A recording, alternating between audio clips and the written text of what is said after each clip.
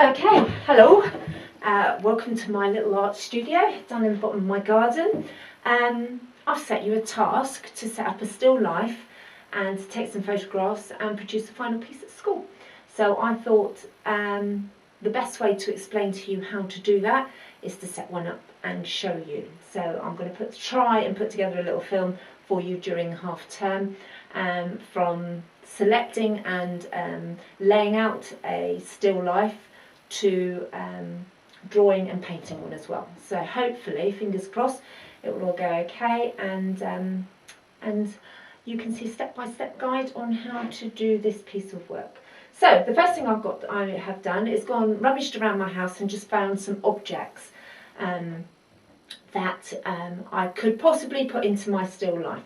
So I found an old clay pot that I made when I was at North Devon College, so many years ago. So I brought that one down.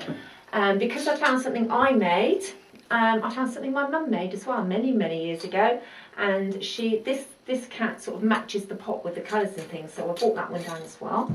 I found a little jug that I bought in a charity shop with a sort of twisted handle, but it's got a really nice sort of texture on the jug that I like.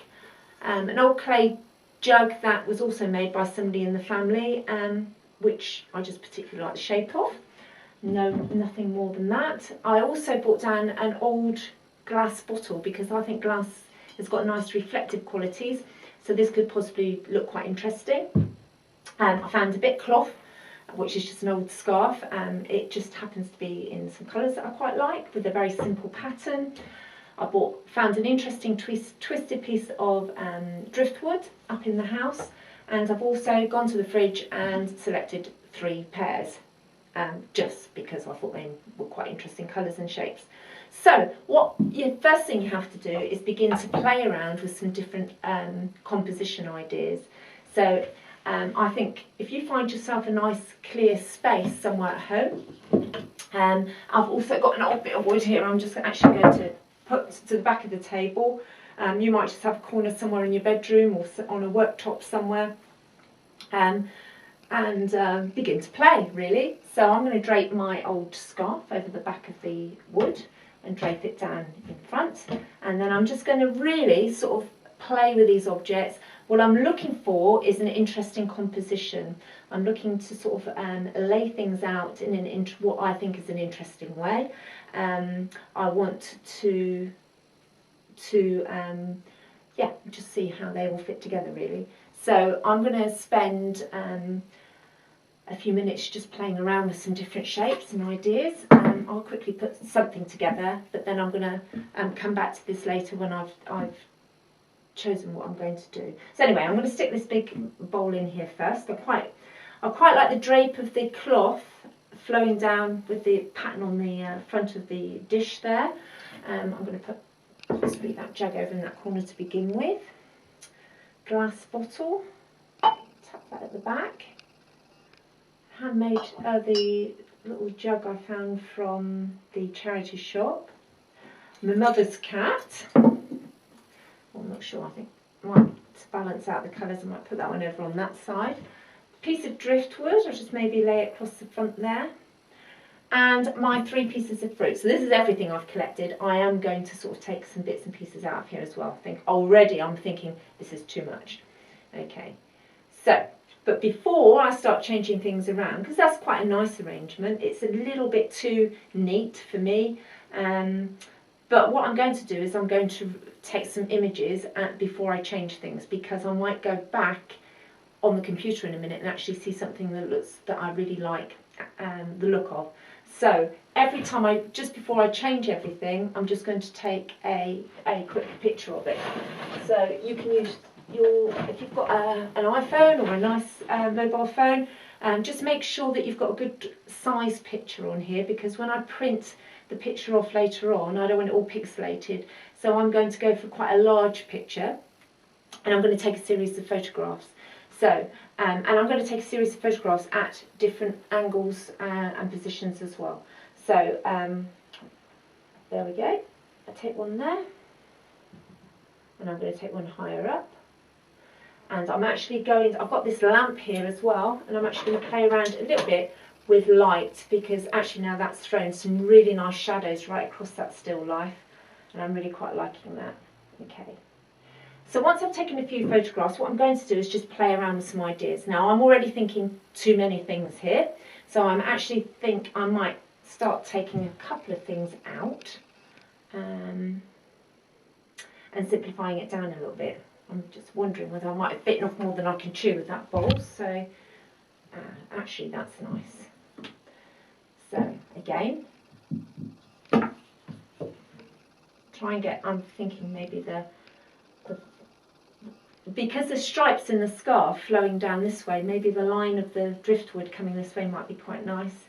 Thinking about the direction of the jugs, and just lay the pears there, a little bit like a Paul Cézanne painting, maybe lay the pears there like that. Okay, so now that's in place, I'm going to take a few more photographs in different positions.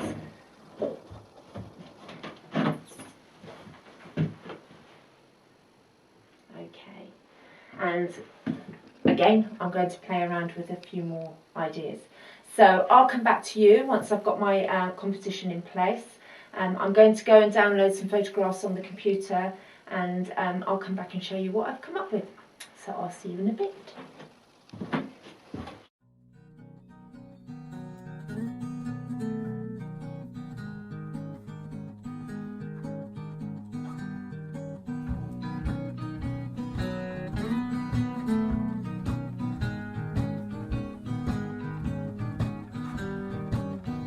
Lazy living, yeah.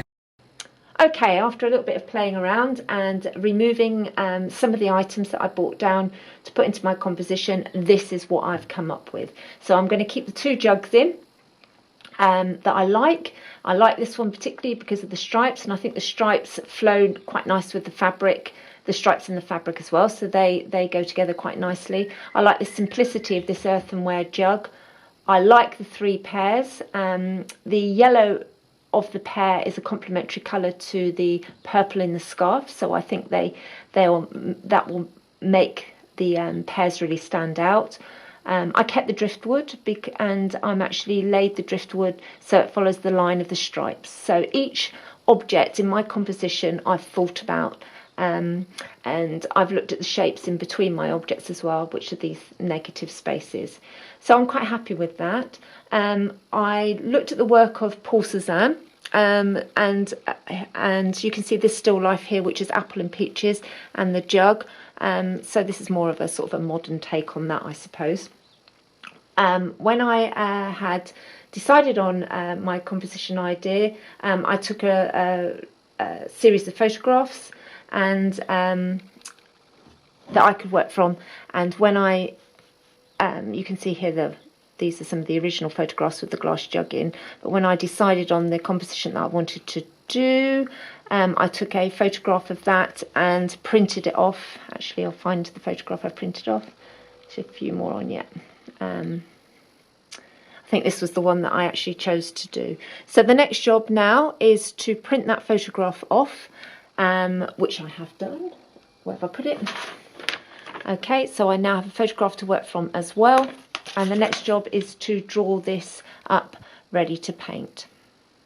The next stage is to make a line drawing of the composition. So I've got the photograph, I've got the still life down beside me, and I've just spent an hour marking out the main shapes.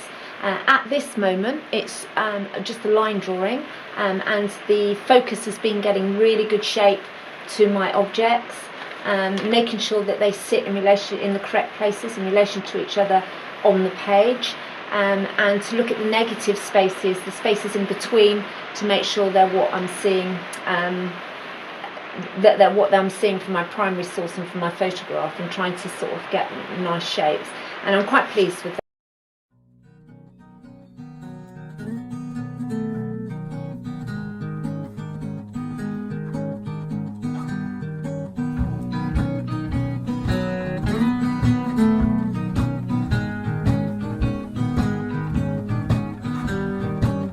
This lazy living, yeah, it sure tastes good.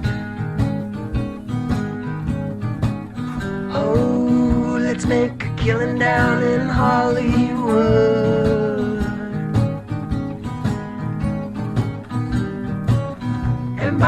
ourselves a nice fancy home in the hills. Spend all our fancy old time spending $10 bills. Da da da da da da da da da. Watch out, 'cause here I